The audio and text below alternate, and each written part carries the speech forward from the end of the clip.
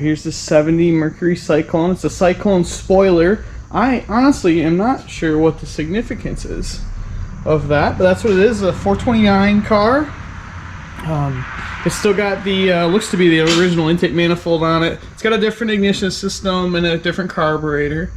But you know, he's trying to keep it OE-esque and still have some fun with it, but definitely a big car. I don't know what the thing weighs, but it's really, really long. Check it out, I'm on the front, furthest front roller there.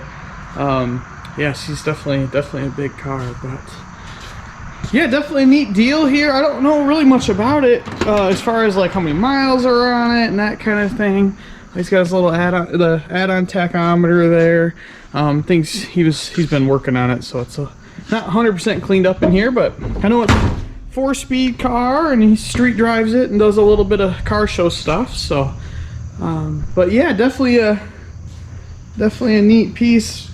We get a big variety of stuff in here. If you follow the channel, you know that, and it's cool to see an old, somewhat period specific kind of deal. Or it's not really period specific, but you know what I mean, in mostly original form. But anyway, I'm gonna go through the ignition timing of this thing, go through the carburetor, get all the basics done, and then see what kind of power we can put to the ground.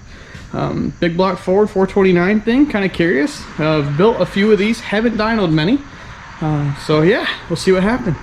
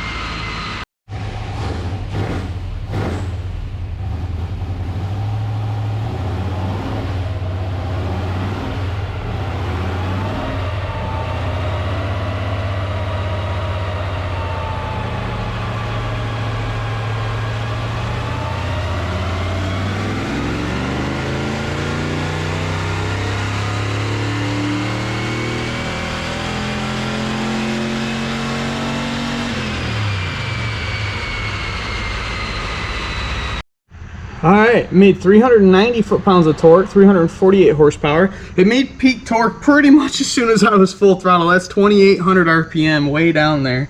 And it was all done by peak powers at 52, which you would kind of expect from something like this. But yeah, not a bad looking curve. It's a little choppy up there. I kept adding timing to it to get it. I started at like 28 total, and I put, I think it's up to 34 total now. I just added 2 degrees at a time until it was happy. I was hoping the graph would smooth out a little bit more. Typically they do that with timing, but it didn't. It got better than it was initially, obviously, but it quit picking up power with ignition timing changes. So yeah, that's what it ended up with, but not a bad deal. 348 wheel, almost 400 foot-pounds of torque through this thing. Again, it is a stick car, but yeah, it's gonna be fun on the street. Little tire, kind of heavy.